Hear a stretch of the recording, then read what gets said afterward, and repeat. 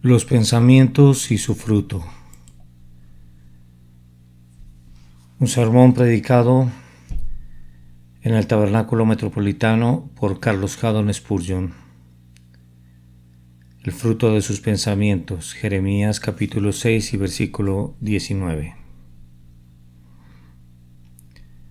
Observan aquí, hermanos míos, cómo declara Dios que castigaría a Israel, no solo por sus actos de pecado manifiestos y escandalosos, sino que traería terribles castigos sobre la nación por sus pensamientos. Se trata de una solemne advertencia llena de instrucción para nosotros. Casi se ha convertido en un proverbio la expresión: el pensamiento es libre.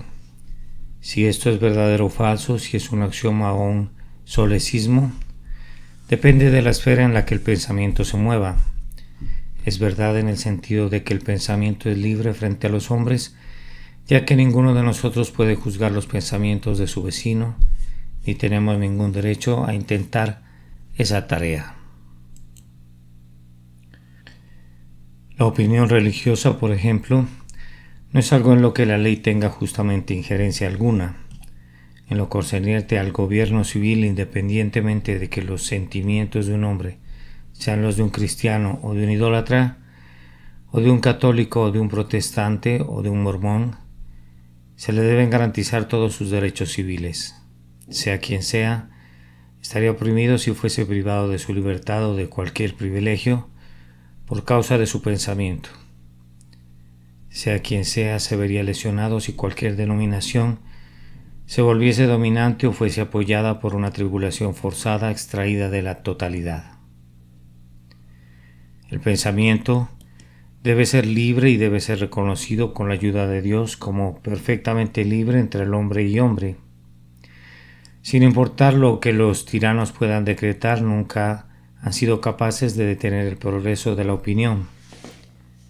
Cuando han usado todas sus prisiones y potros de tormento, sus calabozos y hogueras no han sido capaces de apartar a un hombre convencido de la verdad que ha abrazado, y podría añadir que han sido incapaces de confirmar a un hombre irresoluto en la falsedad que han tratado de imponerle.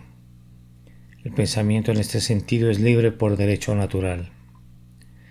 Empero hay otro aspecto involucrado en esta misma cuestión, en razón del cual estábamos obligados a hacer esta solemne protesta. El pensamiento no es libre delante de Dios. No tengo más autoridad para pensar en Dios como me plazca de la que tengo para actuar delante de Él como me plazca. En ambos casos, la acusación de libertinaje sería presentada contra mí, pues el Dios que es supremo sobre las acciones externas de mi cuerpo es asimismo el único Señor y gobernador de los movimientos internos de mi espíritu. Todas las provincias de la pequeña isla del alma del hombre pertenecen a Dios, el grandioso gobernador. Él es legislador y Señor sobre el cuerpo, el alma y el espíritu. Puede demostrarse muy claramente que el pensamiento no es libre en este sentido, pues algunos de los mandamientos de Dios contenidos en el Decálogo se relacionan particularmente con el pensamiento, especialmente mandamientos tales como, por ejemplo, no codiciarás la casa de tu prójimo, no codiciarás la mujer de tu prójimo, etc. Ese mandamiento está clara, particular y peculiarmente relacionado con el pensamiento. La ley de Dios tiene competencia en el pensamiento. Además, de acuerdo a lo que leemos en el Salmo 139, sabemos que Dios nos ha dicho que Él vigila constantemente nuestros pensamientos. Él los conoce antes de que sean conocidos por nosotros. ¿Has entendido desde lejos mis pensamientos? ¿Con qué fin creen ustedes que Dios está atento a nuestro pensamiento?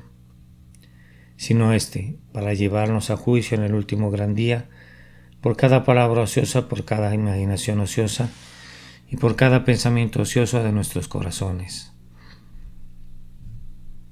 Hermanos míos, también vemos que está registrado que Dios no solo pone a la ley a trabajar sobre nuestros pensamientos y que está atento a nuestros pensamientos, sino que Él está enojado por causa de los malos pensamientos. Recuerden que leemos en Génesis 6, del 5 al 6, y vio Jehová que la maldad de los hombres era mucha en la tierra, y que todo designio de los pensamientos del corazón de ellos era de continuo solamente el mal. Y se arrepintió Jehová de haber hecho hombre en la tierra y le dolió en su corazón. Por tanto, no le resten importancia a los malos pensamientos. Si su conciencia estuviera despierta, verdaderamente despierta, nunca los tomaría a la ligera.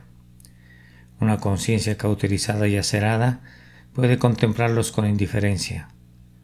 Aquellos cuyos corazones no son rectos para con Dios podrían burlarse de la idea de las malas consecuencias derivadas de lo que simplemente repasan en sus mentes, pero si tuvieran un tierno corazón, si Dios se hubiese agradado en quitar las callosidades y las duras membranas de su conciencia y en hacerla sensitiva, dirían de inmediato: «Oh, salva mi alma de pensamientos ruines y perversos». Que los pensamientos son de suma importancia puede inferirse de igual manera del hecho de que Dios los hace aquí la base para castigar a su pueblo. Él habla del fruto de sus pensamientos. El pensamiento en sí mismo tal vez no sea algo muy grande, pero ¿en qué parará este pensamiento? Podría ser incluso algo muy pequeño, pero ¿cuál será su fin? Los pensamientos del mal son en sí mismos malos pensamientos. Es cuestionable de que podamos leer incluso el reporte del pecado de nuestro vecino sin que produzca en nosotros algunos pensamientos pecaminosos. Es debatible que una persona tenga mucho interés en hablar o oír acerca de las ofensas de otros sin que se ensucie en algún grado a sí misma, pues así como las varas embadurnadas de brea y el hollín y las cosas negras y sucias lo manchan a uno con el más leve contacto, lo mismo hace el pecado de cualquier tipo que atraviese la mente. Tocado por la mano, escasamente podría dejar tras sí alguna marca discernible, pero queda una clara impresión en la mente, de tal forma que cualquier cuadro del mal que pase a través del alma permanece allí para lesionar al alma. El pensamiento del mal es en sí mismo un pecado. Y lo que es más, el pensamiento del mal paraliza las facultades más sutiles del alma. Entre más pensemos en el pecado y nos familiaricemos con él, menos terrible se vuelve nuestra estimación. Estoy seguro de que este es el resultado si los hombres habitúan sus fantasías a cualquier forma de mal. Si pudiesen ser analizadas las mentes de los hombres que se han convertido en asesinos, no dudo que se descubriera que habían estado largo tiempo entreñándose para la comisión del horrible crimen. Han reflexionado sobre él, han meditado y deliberado sobre él hasta que al fin les ha llegado, al parecer solo, unanimidad, y luego han seguido adelante para cometerlo sin recelo. Yo no creo que un hombre se convierta en un villano súbitamente. Él inscribe su alma en la escuela y los pensamientos son sus maestros, o más bien, los pensamientos son los libros de texto en los que su alma lee y al fin se vuelve capaz de llevar a cabo los actos de un canalla. Si piensan largamente en el pecado, la probabilidad es que tan pronto como llegue la tentación para cometer ese pecado, lo cometerán. He conocido a personas que han producido una monomanía por un rumiar constante. Conocí una vez a un hombre que tenía la continua aprensión de que estaba siendo envenenado por la gente, y yo siempre experimenté un temor de que él mismo se envenenara. Si ustedes albergan un mal pensamiento, si rumian sobre cualquier pecado y le dan vueltas, y se hacen aconsejar por él sobre su almohada, esa familiaridad desarmará su miedo, y el traidor que ha sido albergado los traicionará antes de que despierte sospechas. Tengan cuidado entonces de todos los pensamientos de pecado. Si muestran a un ladrón todas las cerraduras y los pasadores y las barras de su casa, y le dicen cómo se puede abrir la ventana de la bodega, o cómo se puede romper la cerradura de la puerta trasera, no se sorprenderán si una de estas noches descubren que todos sus bienes han sido robados. Si quieren hacer esto e introducen todas estas cosas malas en su habitación, no deberían sorprenderse de las consecuencias sin importar cuán alarmados se queden sus amigos al detectarlo. Es un hecho que los pensamientos son los huevos del pecado, son el embrión del que brota el pecado, son el fermento del que procede toda forma de iniquidad. Oímos algunas veces acerca de guaridas de fiebres y cuevas de pestilencia. Los malos pensamientos son semejantes a estas cosas. Son las selvas en las que los monstruos del pecado crecen y engordan. Los pensamientos de pecado son los oscuros bosques que albergan todo tipo de males. Son los malignos pájaros de presa que destruyen todo tipo de bien. Por tanto, como Dios está atento a nuestros pensamientos, debemos tener memoria de la responsabilidad que implican en nosotros. No debemos despreciarlos más, sino que hemos de vigilar la sala de maternidad en los que son criados y comenzar a escudriñar nuestros corazones y juzgarnos como a la vista de aquel que escudriña todos los corazones. Los malos pensamientos y su fruto exhiben una muy amplia variedad. Sin embargo, únicamente voy a referirme al capítulo 20 del libro de Éxodo, donde los 10 mandamientos nos proporcionarán una lista de pensamientos, todos los cuales son horriblemente perversos. El primer mandamiento que Dios nos da es: no tendrás dioses ajenos delante de mí. Eso significa, de hecho, no tendrás ningún otro Dios sino yo, puesto que Dios está en todas partes. Este precepto es fácilmente quebrantado en nuestros pensamientos. Si yo me dijera, esta es la ley de Dios, pero la acción contraria redundara en mi mayor beneficio, entonces yo me constituyo o constituyo a mi dinero en mi Dios. Si en cualquier ocasión yo me dijera, claramente percibo que no he de entregarme a ese pecado, mas sin embargo me proporcionará un gran placer y me entregará a él, entonces haría de mi placer, es decir, de mí mismo, mi Dios, y me estaría adorando a mí en vez de adorar a Dios. Este es un pecado cuya esencia radica en los pensamientos, en el juicio y en los afectos. No necesitan hacer una imagen de oro o de madera e inclinarse ante ella. Pueden volverse idólatras consumados en el templo de su corazón al rendir homenaje a su propia obstinación. El segundo mandamiento contiene una prohibición adicional: no te harás imagen, etc. Esto es, no adorarás a Dios bajo ningún símbolo, no adorarás a Dios por medio de ningún símbolo, o en su espíritu no adorarás a Dios de ninguna manera que Dios no te hubiere mandado. No te inventarás métodos ni modos de adoración, sino que harás como Dios te manda. Ahora, muy fácilmente podemos fabricar una imagen en nuestros pensamientos. Esto es lo que hace la mayoría de nosotros.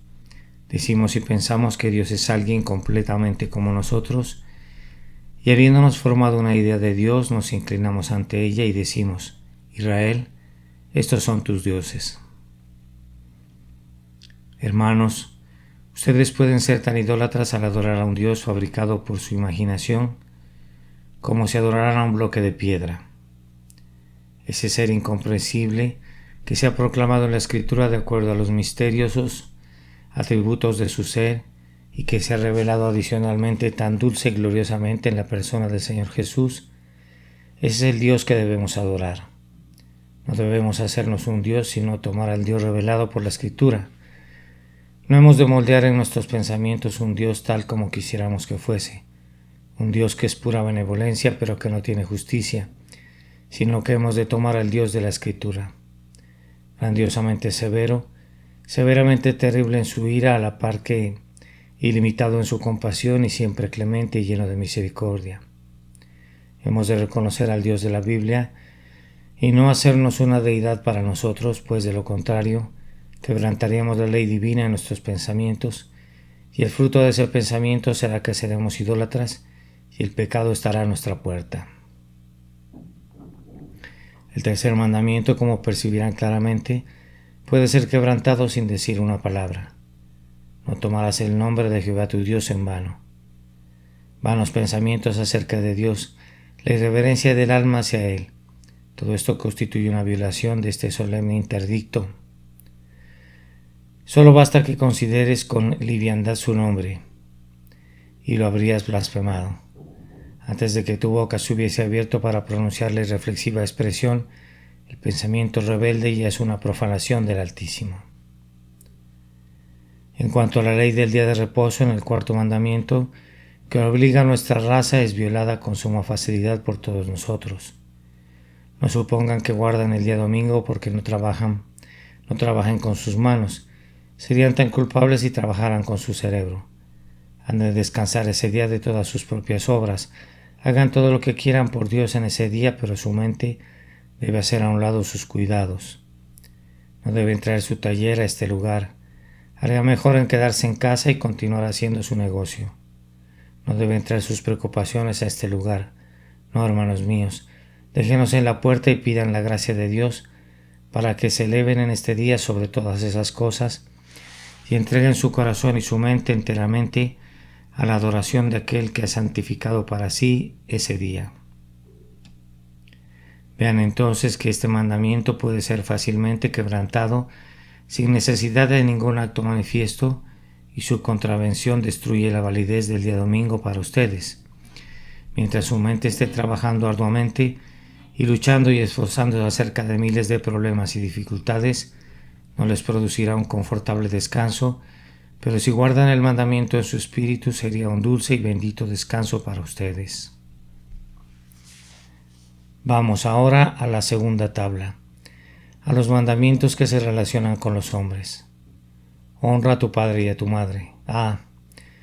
Cuando éramos niños y desde entonces pensamientos adustos y malvados en relación a nuestros padres han bastado para declararnos culpables de ofensas contra esta ley. Sin una acción desobediente, sin una palabra de rebelión, el hijo puede ser un rebelde contra sus padres en el pensamiento. No matarás. Pero Cristo nos dice que cualquiera que se enoje contra su hermano sin causa es virtualmente un asesino, de tal forma que el pensamiento puede asesinar y matar, y en verdad es el pensamiento airado el que pone el cimiento del golpe mortal. No habría asesinatos ni crímenes si no hubiera enemistad. Con toda seguridad los hombres no procederían a matarse entre sí, o a poner celadas a sus desventuradas víctimas, o a realizar desesperados actos de violencia, a menos que antes que nada sus almas estuvieran ardiendo con el fuego del infierno. No cometerás adulterio. Diré poco en relación a este mandamiento, pero aquí está la propia exposición de nuestro Señor al respecto. Pero yo os digo que cualquiera que mira a una mujer para codiciarla haya adultero con ella en su corazón. Así, la fornicación pudiera abundar en nosotros para nuestra contaminación y la ruina de nuestra alma, aun cuando tal vez pudiéramos reservarnos de la comisión del acto impío por miedo. Entonces, tengan cuidado ustedes que pueden deleitarse en el mal, ustedes que pueden sorber el fruto prohibido tras la puerta, ustedes que pueden saborear el suculento bocado bajo su lengua. Tengan cuidado para que no vayan a tener su porción con aquellos que caen en el pecado. Yo no digo que el pensamiento del pecado sea tan malo como el pecado mismo. No puede ser así. Ciertamente es un resultado para con otros, pero aún así es un pecado, y un pecado por el que habrá que responder en aquel tremendo día, cuando el juez de toda la tierra distribuya sus porciones a los hombres. No hurtarás. Cada pensamiento de envidia de otro hombre, cada deseo de apoderarme de lo que no es mío, toda cosa de este tipo en la que quiera tomar lo que no me pertenece es un robo tácito. El ladrón no roba tanto cuando extiende su mano para tomar la cartera de su vecino como en el pensamiento que lo condujo a hacerlo, pues la mano puede algunas veces tomar la cartera sin ofensa. Podría ser para proteger la propiedad de alguien que es discapacitado e incapaz de guardarla él mismo. Que alguien pudiera tomar la cartera de otro legítimamente y que tuviera el derecho de hacerlo es algo que podría suponerse. No es el acto sino el motivo cuando deliberadamente uno se aventura a tomar aquello que no le pertenece y quiere poseer los bienes de su vecino en detrimento de su vecino, lo que contribuye al el mero virus y el alma del robo. No hablarás contra tu prójimo falso testimonio. Si yo pienso duramente de mi vecino sin causa, si concibo un prejuicio injusto en contra suya, si lo miro con frialdad cuando realmente no lo merece, cuando me convenzo a partir de un capricho de algo imaginario, que es un mal individuo y encojo mis hombros, y no sé qué otras cosas más, aunque no hubiera dicho nunca una sola palabra, sin embargo, en el pensamiento habría lesionado a mi vecino. Por sobre todas las cosas, hermanos, eviten ese encogimiento de hombros, es una abominación. Nosotros algunas veces vemos que lo hacen en grupo. No se atreven a decir lo que significa, los muy cobardes. Podría suponer que el hombre contra quien se dirige hubiese matado a su madre, pues estás obligado a suponer lo peor. Ten valor, si algo ha de decirse, dilo, y si no ha de ser dicho, bien, entonces no lo digas en ese lenguaje misterioso que puede arruinar a un hombre en la estimación de los demás. Evita cualquier falso testimonio en tus pensamientos y entonces no lo expresarás en tus palabras. Ya me he referido al último precepto del catálogo. Es en particular un mandamiento para el pensamiento: no codiciarás. Todos los deseos codiciosos que nos hacen ansiar tener los bienes de nuestro prójimo causándole un daño son pecados, y los frutos de tales pensamientos son culpa, castigo y la ira venidera. Permítanme ahora llevarlos a un paso más adelante, a otro grupo de malos pensamientos que no podrían ser fácilmente incluidos en el decálogo. Estos son los pensamientos de justicia propia, la suposición de que no somos tan pecadores como Dios dice que somos, el concepto de que podemos quizás salir por nosotros mismos de nuestras dificultades y forzar nuestro camino al cielo. Ahora, el fruto de un pensamiento como este será aturdimiento en el día cuando Dios nos desnude de nuestra justicia propia, llega que nos quedemos desnudos para nuestra eterna vergüenza. Cuídense de los pensamientos de justicia propia, mis oyentes. Son la roca de Tarpeya desde la cual Satanás ha lanzado a miles de almas. Mejor les fuera que se les colgase al cuello una piedra de molino y que se les hundiese en lo profundo del mar, que agradecieran a Dios que no son como los demás hombres, cuando después de todo son tan corruptos como los demás hombres y perecerán como perecen ellos. La justicia propia les impide ir a Cristo y ciertamente los excluye de la vida eterna y cerrará las puertas del cielo en su cara. Que Dios nos libre del fruto de tales pensamientos. A continuación, los pensamientos altivos, jactanciosos, vanagloriosos y egocentristas son igualmente aborrecibles. Qué exaltada opinión tienen algunas personas de sí mismas. Pueden verlo en su porte y su conversión los delata. Sin embargo, su vino es pura espuma y su oro es todo falso. Su conversación, cuando comienzan a contar de lo que tienen y lo que pueden hacer y lo que hicieron en tales y tales ocasiones, todo esto ya es una abominación para los hombres honestos, pero sus pensamientos han de ser sumamente abominables para Dios. Es una de las cosas que Él dice que aborrece, los ojos altivos. Que Dios nos conceda gracia para que desechemos todo pensamiento altivo, pues no tenemos nada de qué estar orgullosos. Un hombre orgulloso no es nada sino un fuelle. Y cuando ya sean los males de la vida o la crisis de la muerte lo atraviese como un punzón, ¿qué corazón habrá? ¿Cómo descubrirá el altivo que no es nada sino vacío y vanidad? Desháganse de los pensamientos altivos, pues ¿qué harán ellos?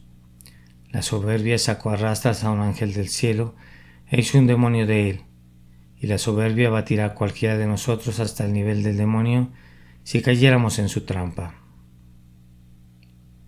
Otro grupo de pensamientos más comunes todavía y no tan desacreditados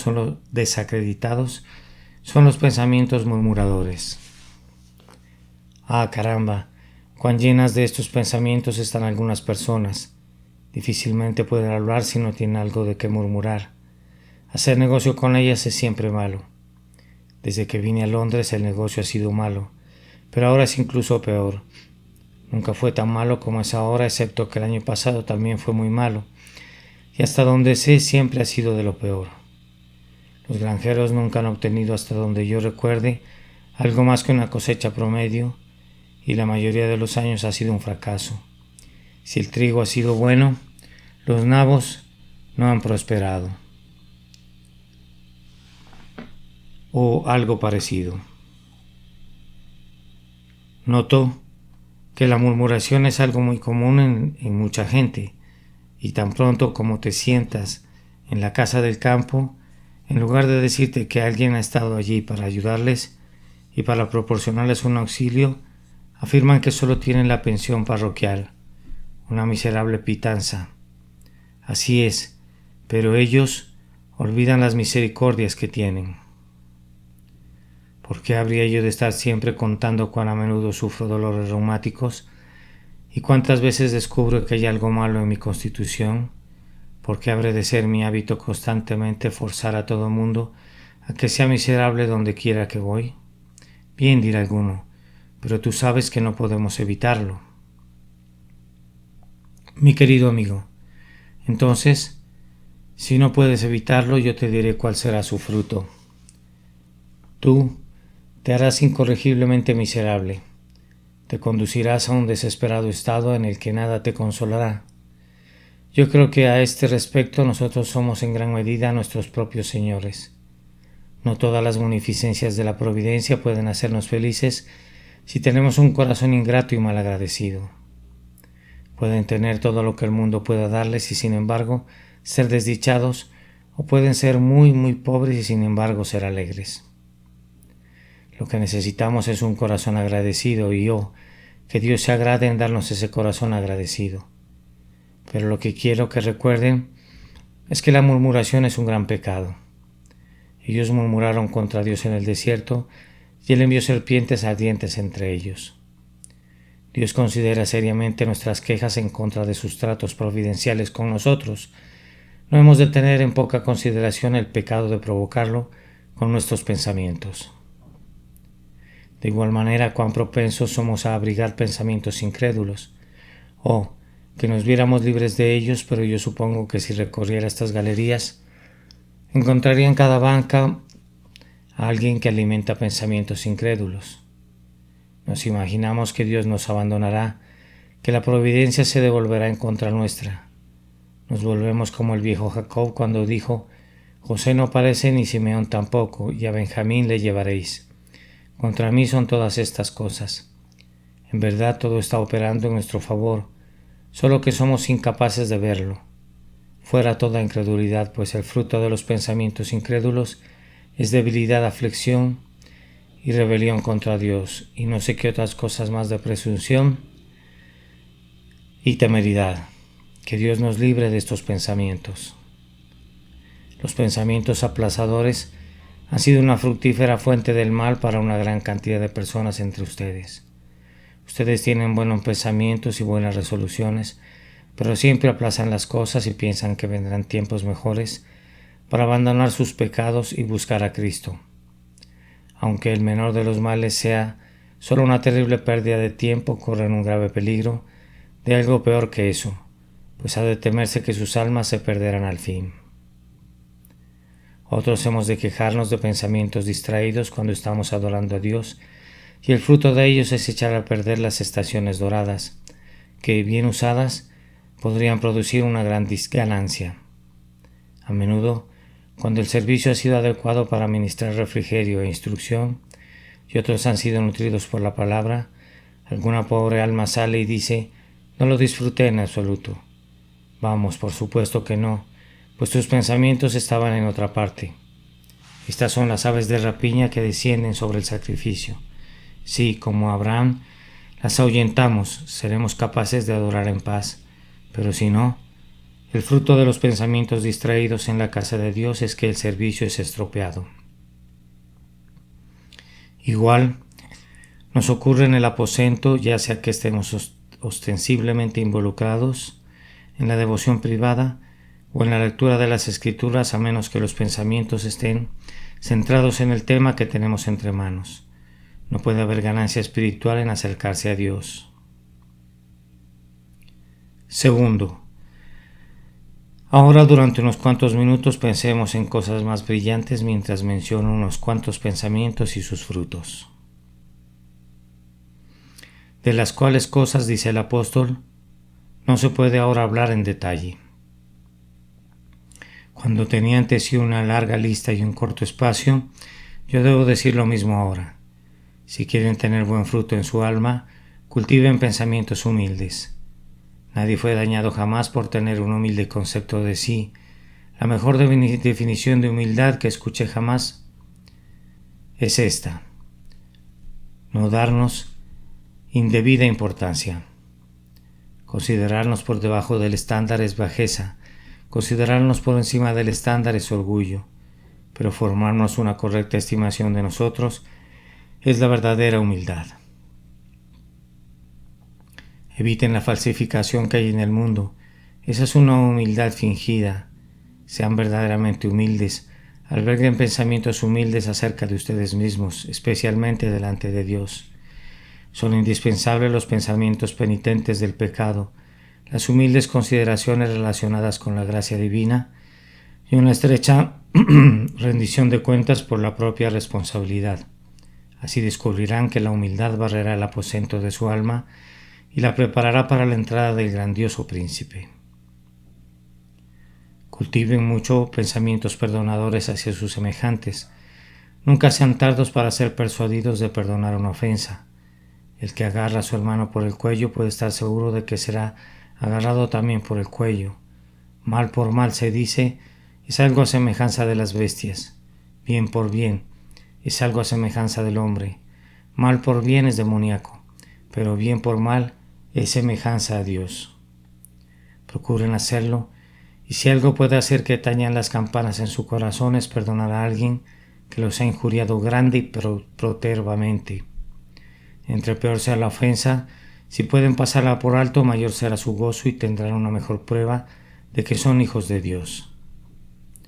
Vayan a la cama cada noche y despierten por la mañana, con pensamientos de admiración hacia la bondad de Dios y con pensamientos de adoración hacia la grandeza de Dios.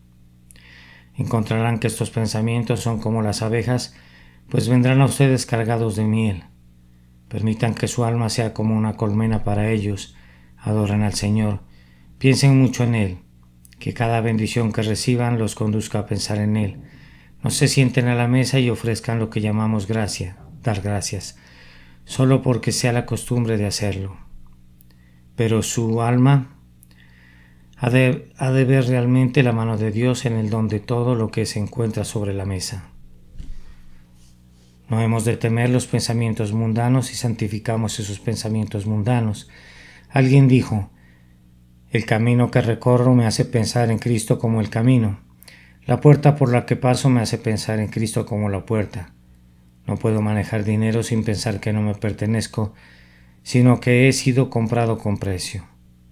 No recibo una factura sin recordar que Él ha borrado la escritura de las ordenanzas escritas contra mí. No puedo hablar con mi semejante y recibir su respuesta sin pensar cómo hablo con Dios y cómo me responde. De esta manera, con muchos pensamientos de Dios descubrirán el fruto de la concentración en las cosas celestiales en su espíritu. Los ángeles irán y vendrán entre ustedes y los atrios del Altísimo, si poseen muchos de estos pensamientos de admiración y de adoración para con Dios. Pensamientos agradecidos son grandes merecedores de ser alentados por ustedes. Consigan una jaula llena de estos pájaros del paraíso y permitan que revoloteen en los bosques de su alma y canten allí en todo momento. Oh, no hay mejor compañero que la jubilosa gratitud.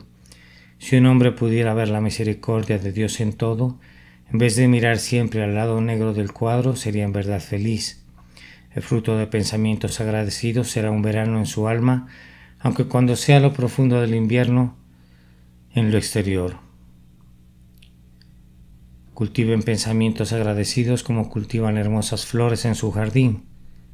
Además, queridos amigos, procuren muchos y abundantes pensamientos creyentes. Cuando no puedas ver tu camino, aún así confía en tu Señor. Cree en Él, aunque todo diga que la promesa es una mentira. Aún así has de creer que la promesa es verdadera.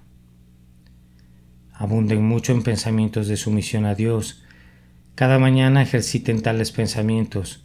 Pongan su alma en las manos de Dios para que trate con ustedes de acuerdo a su voluntad durante todo el día y cada noche, cuando repasen el día, den gracias a Dios por todo, cualquier cosa que haya sido, sabiendo que debe ser buena, es más, sabiendo que es lo mejor si Dios la ha ordenado. Finalmente diré esto: busquen, creyentes, tener muchos pensamientos que anhelen a Cristo. Tengan pensamientos de anhelo de estar con Él donde Él está. Cristo ha de tener nuestros mejores pensamientos, la crema de ellos. Él ha de tener el primer producto de su espíritu. Estén con Él al despertar.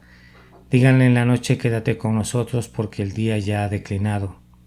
Y si están despiertos en la noche, busquen todavía tener algunos preciosos pensamientos acerca de Cristo, como hojuelas con miel, para colocarlos bajo su lengua.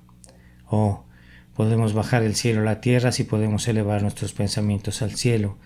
Si los pensamientos son las alas y el espíritu es el viento, volaremos lejos al paraíso celestial. Abunden entonces en tales pensamientos como estos, y que el fruto de sus pensamientos sea de tal manera que Dios mismo se agrade de ellos para su alabanza de Cristo. Amén. Notas del traductor. El hermano Spurgeon en este sermón pronuncia las palabras solesins, interdic, pitans y roca de Tarpeya. Siendo solesins un solecismo cualquier vicio de dicción consistente en emplear incorrectamente una expresión.